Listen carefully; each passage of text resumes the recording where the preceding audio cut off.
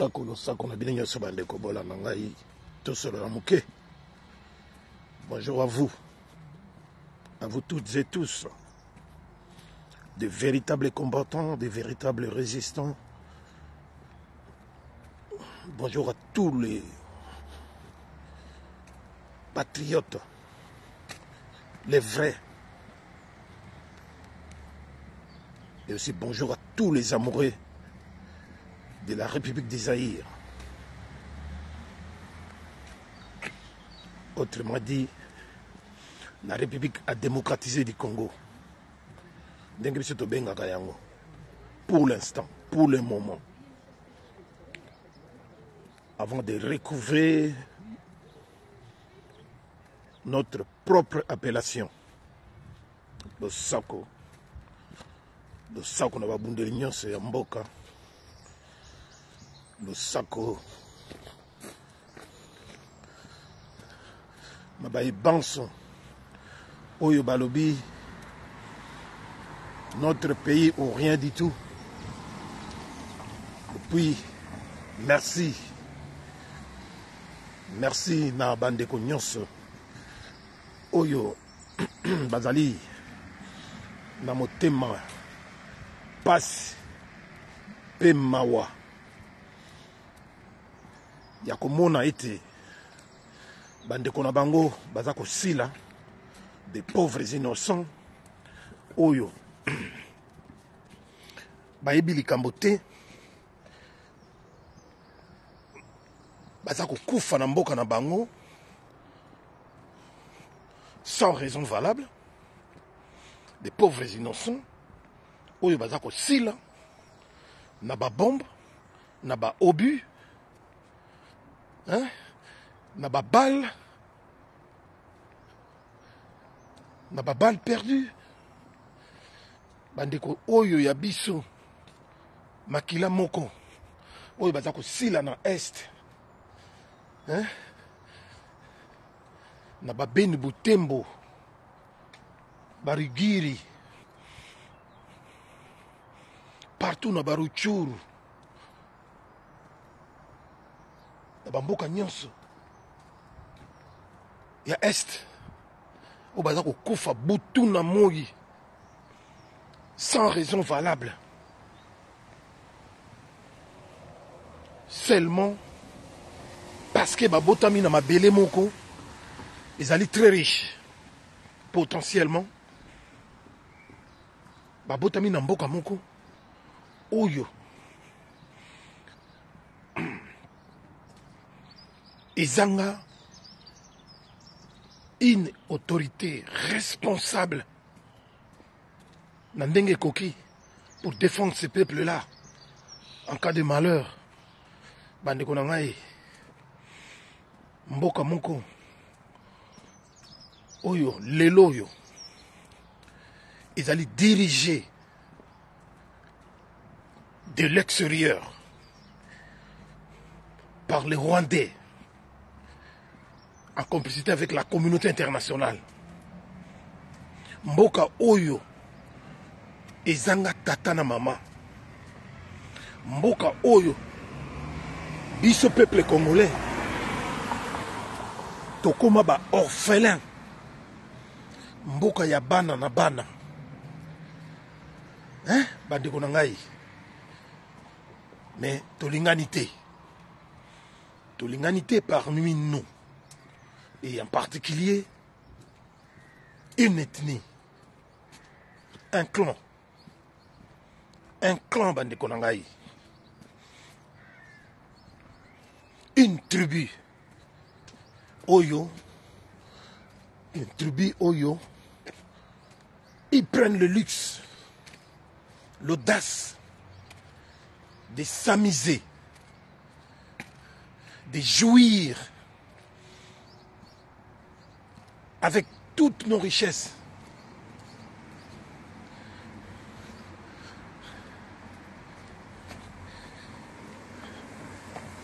Une tribu, oyo, bazali, pour soutenir l'insoutenable.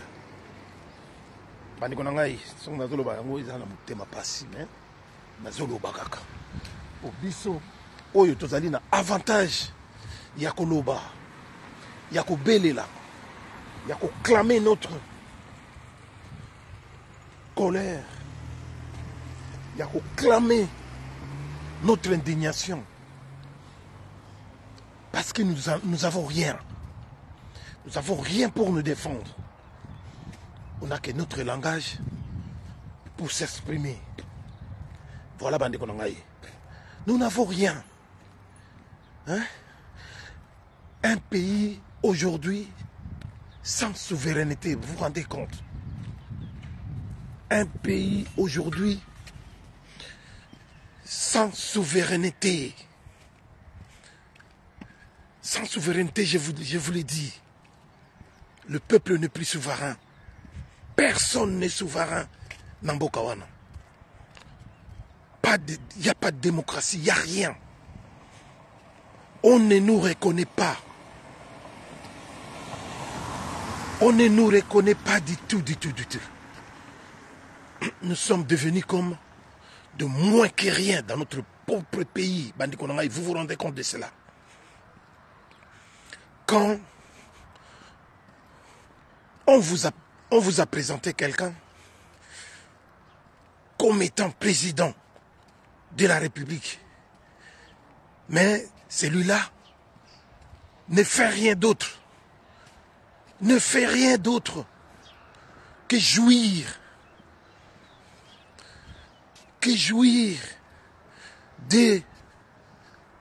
avec l'argent public.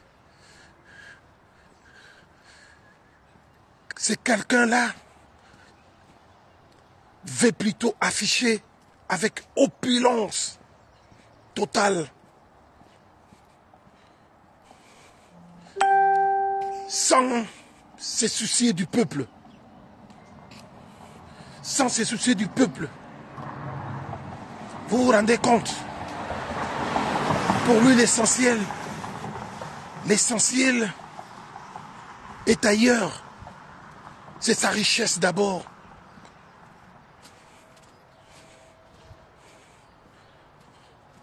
Son végétariat.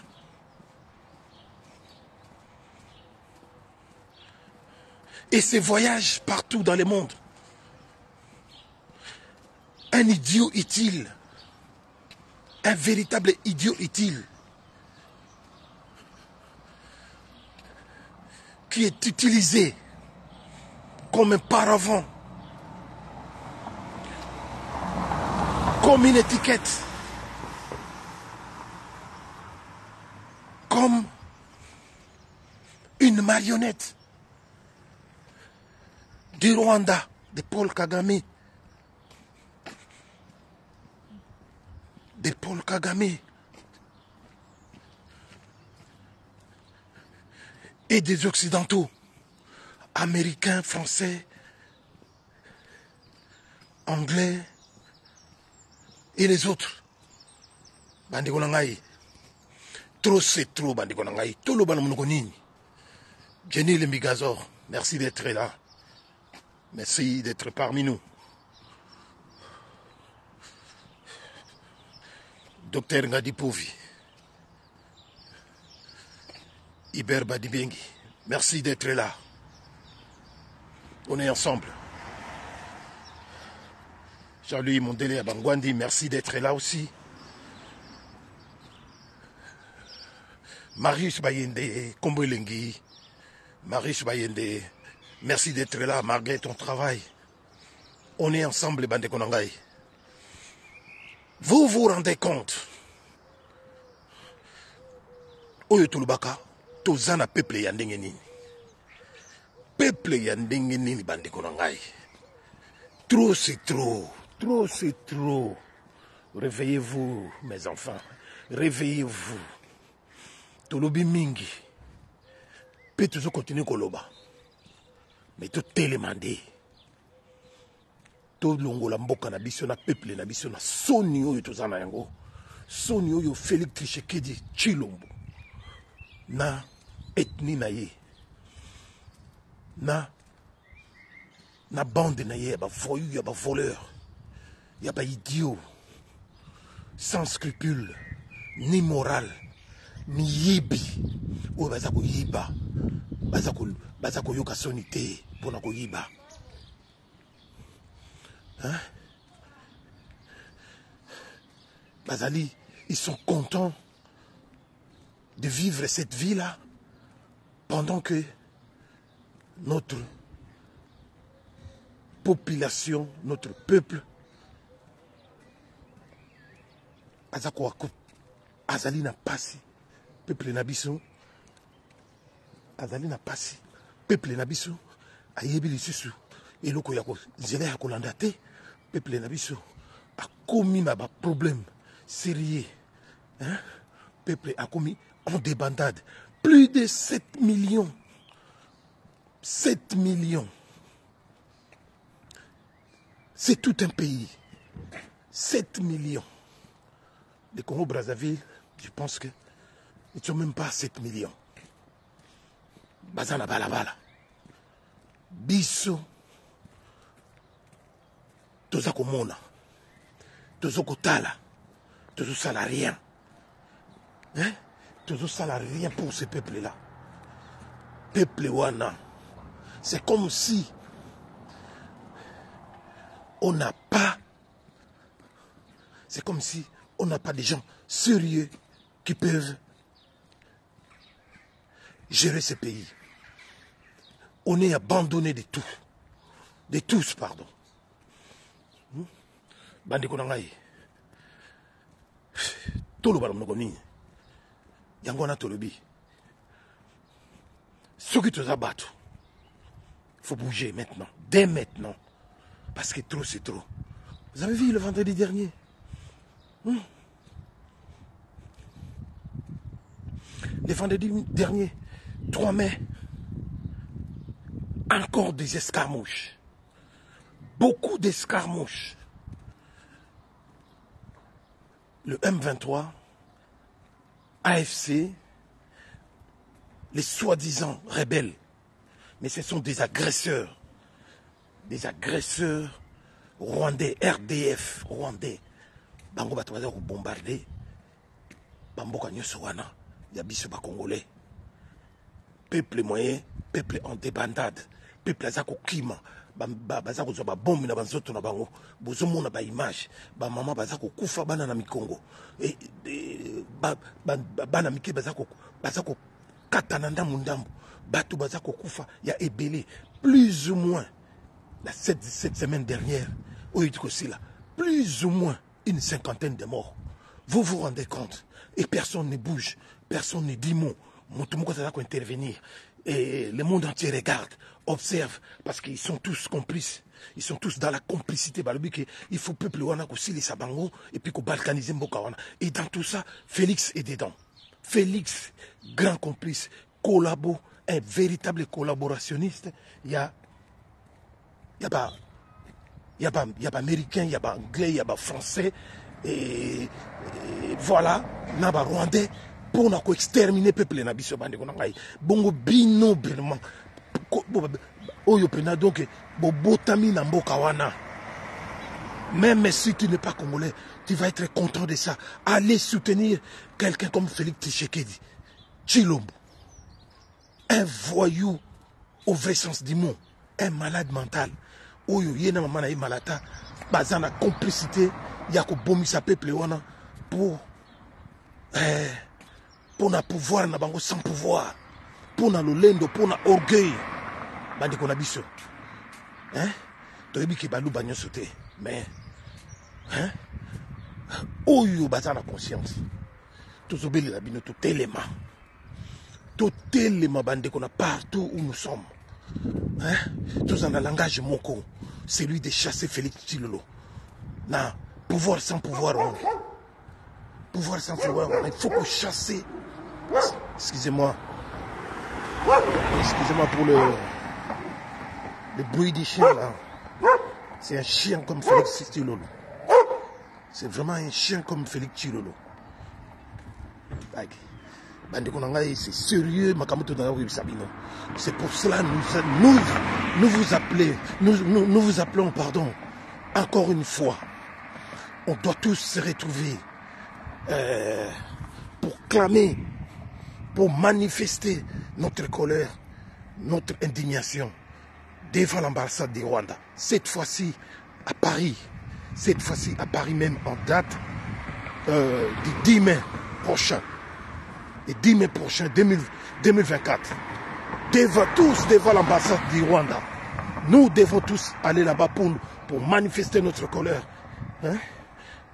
Voilà, même si on n'a pas d'armes, on n'a rien du tout.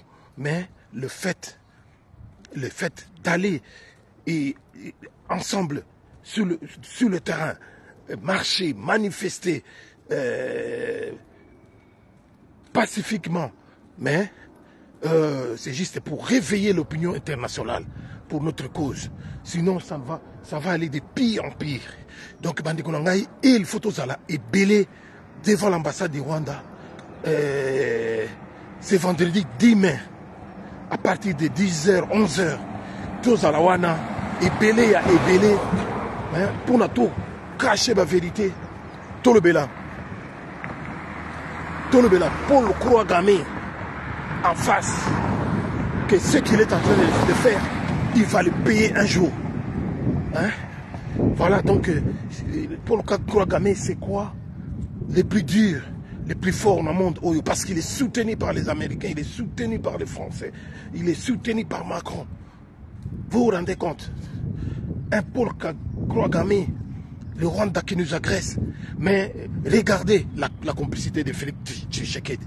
Il vous a démontré à 1000 reprises, chaque fois qu'il est toujours en bon terme avec Paul Kouagame et les Rwandais.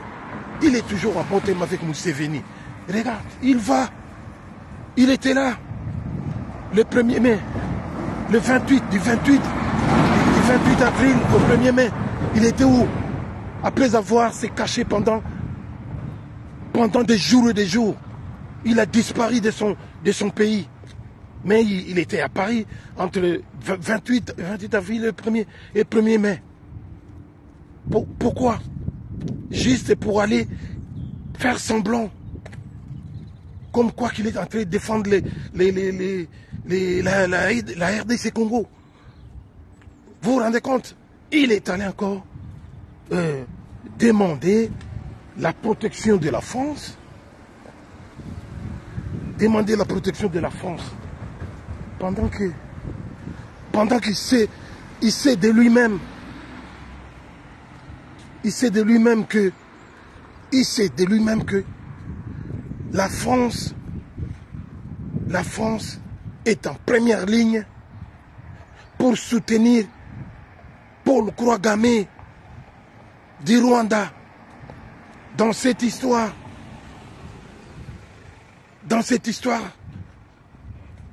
Pour la balkanisation de notre pays, pour la division de notre pays, pour les pillages des ressources minières de notre pays. Mais Félix Tshisekedi va là-bas, va demander encore à la France, va demander à la France, à Macron, de cartographier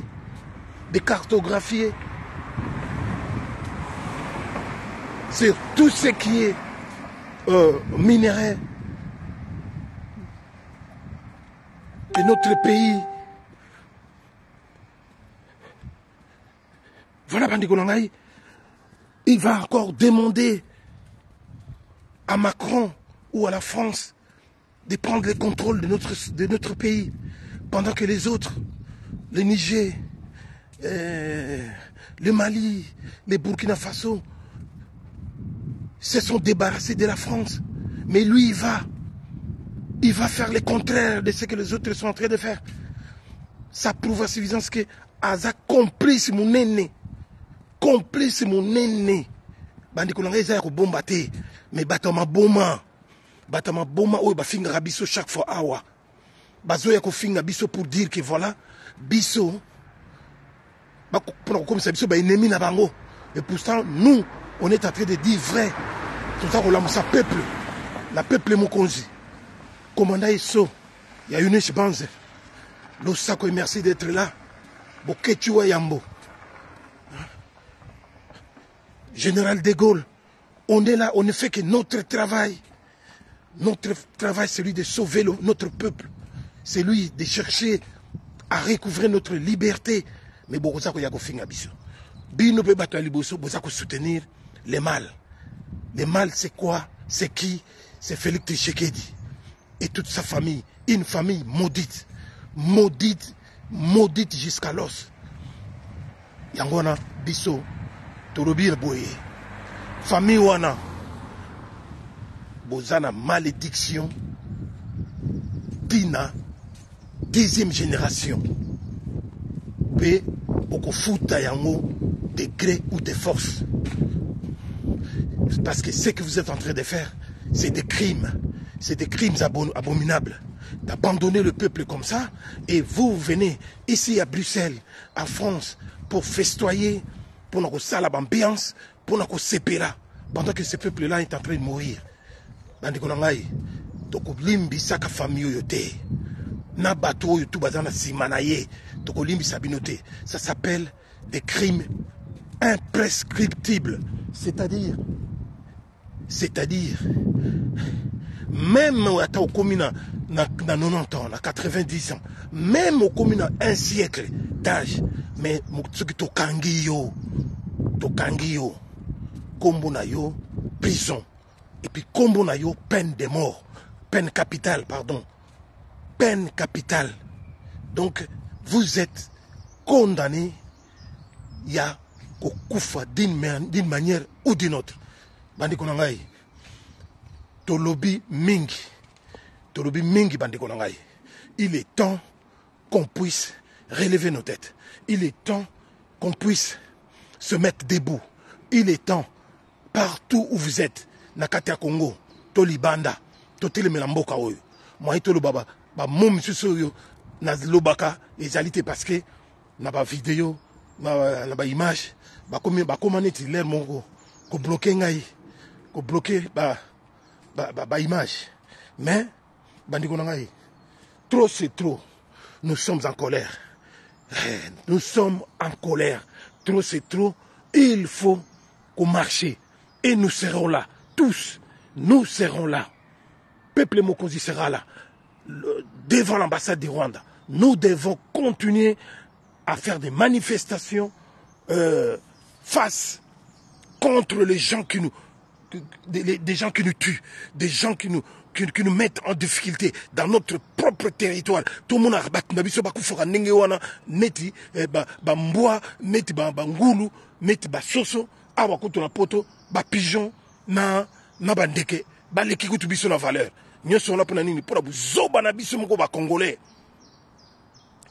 Buzoba ya ba congolais eleki koyeka ko soutenir mutu neti Félix Tshisekedi oyo azali le pétain ya Congo.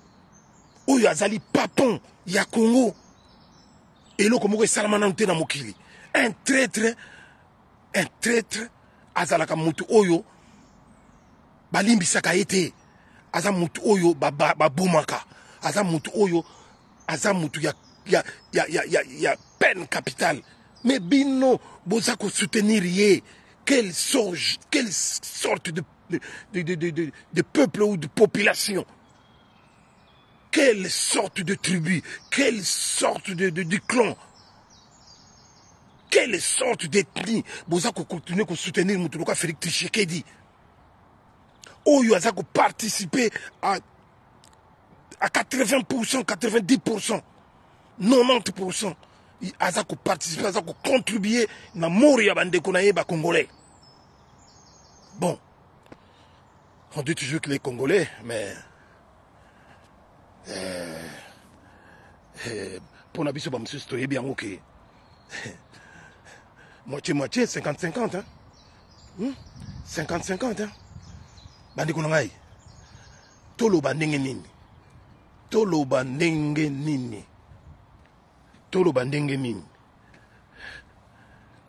bandi konangai.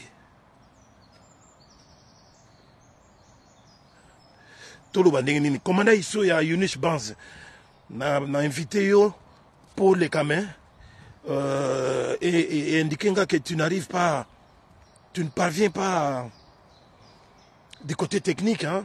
Côté technique, il faut naïba ko zoyo oleka. Voilà, donc c'est dommage. C'est dommage. C'est dommage. Il fallait oleka quand même, hein.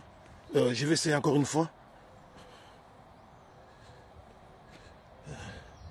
Ah, pour des problèmes techniques en tout cas. Pour des problèmes techniques en tout cas, commandant ici. Je suis désolé, aux olekate, commandant ici. Mais merci quand même d'avoir voulu participer dans la vidéo oyo.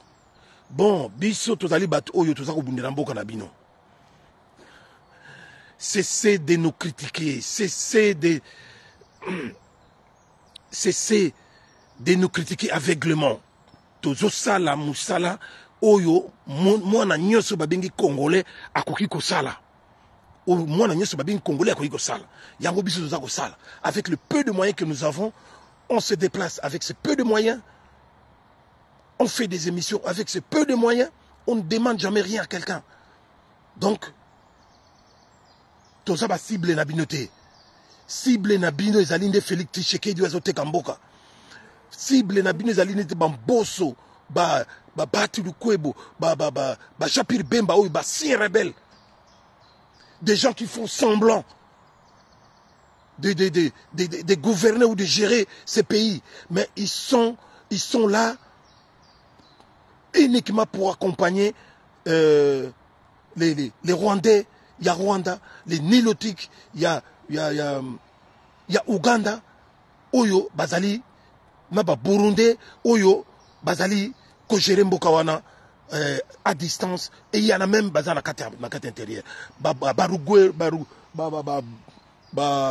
Baruberua, Bizi Makara, Moïse Nyarugabo, Oyo Bazali na carte Kinshasa wana, Oyo Bozako, Pesa Bango Bambote, Oyo Bozako soutenir Bango.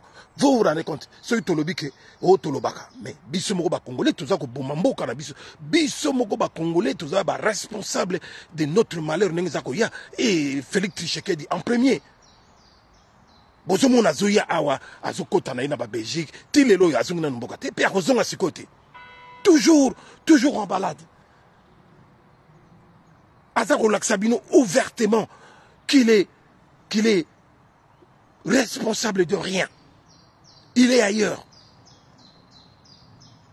Azon Laksabino ouvertement pour l'élé que Azanaye en bon terme na batoyo ba pesaye rôle wana de jouer comme s'il était président, mais il n'est président de rien du tout.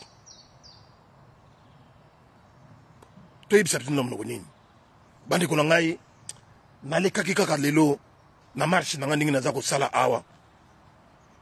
Nalekaki kaka lelo pona na solo bino muke na yebisa bino na invité bino boya ebele devant l'ambassade de Rwanda parce que mala oyo nous sommes décidés d'aller crier notre vengeance, crier notre colère en face. Il y a ba Rwandais nyoso na ba représentation na bango à l'étranger mikolo oyo kobanda les 2 mai prochains et ti nasuka photo bana ko matraquer bango to landela bango na ambassade na bango bipa nyoso bazali. Donc bandi ko ngai boya ebele les 2 mai oyo vendredi 10 mai oyo devant l'ambassade du Rwanda à Paris. Nous serons là tous pour nous défendre le Cambo. Il y a biso banamboka. Voilà bandi ko ngai likamela ki pona yebisa bino yangwana. C'est vraiment malheureux. Il y a tout le monde qui Palestiniens bazako continuer ko bundira mboka na bango malgré que bazako bunda contre un pays super puissant, mais bazako lembate ko bundira mabele na bango moi ndambu ya mabele na bango bongo biso ba oyo tozali na mabele ya munene na kati Afrique oyo etonda kita oyo etonda ba richesse. Vous permettez de négliger tout ça bandeko na ngai. Tous à la batte, vraiment.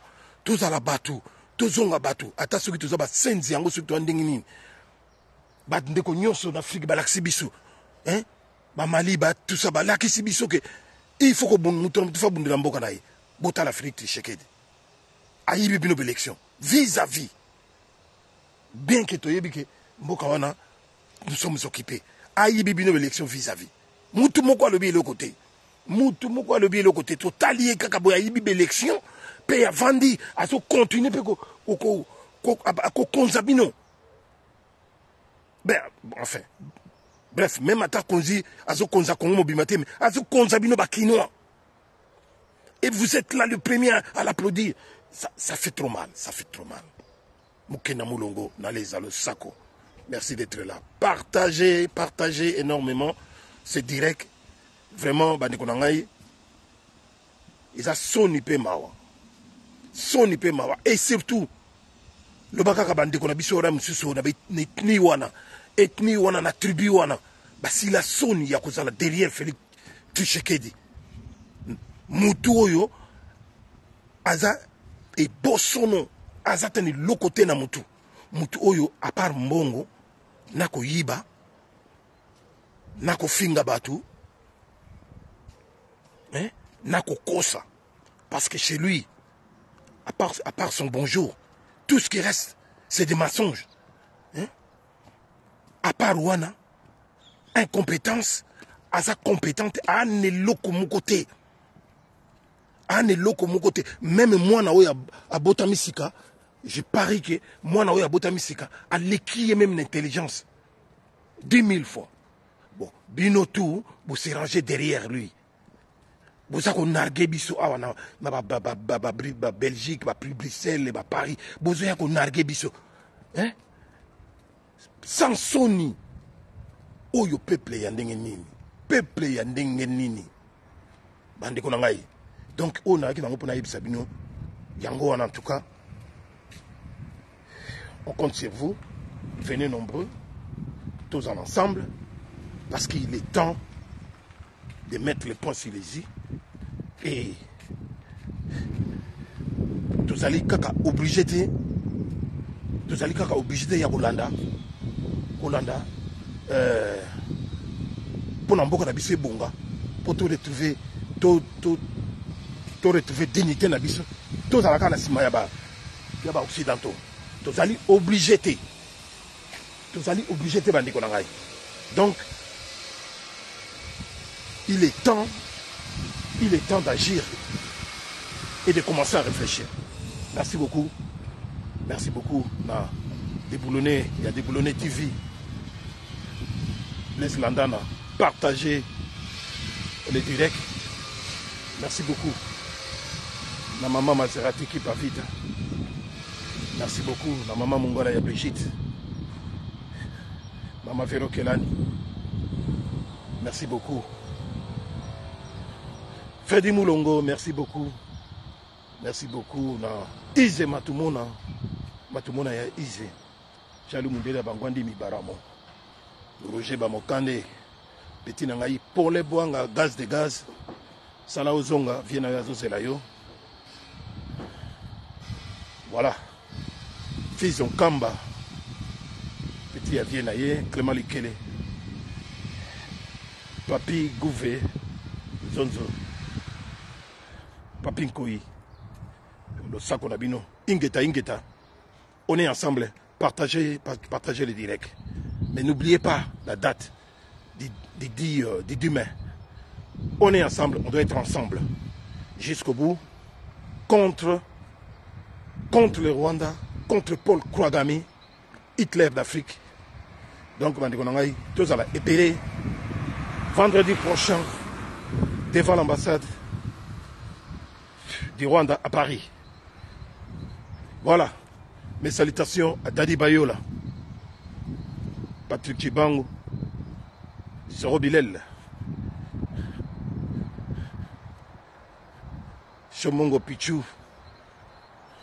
On est ensemble. Commandant Soya Yunis Banz, avec double bâbord, double magasin, sur Gentet Strat, numéro 92, numéro 53, na Alost, sans oublier ceux qui vont rater Kuna, na Moi, na Boutou, venez sur Roterey Strat 226 à Waregem, Paya Banana Bino, Bokokuta, magasin, il y a Nengemoko, mais il y a pourquoi. Swap and Chop. Swap and Chop. Il y a William Bolombo et Roby Bolombo.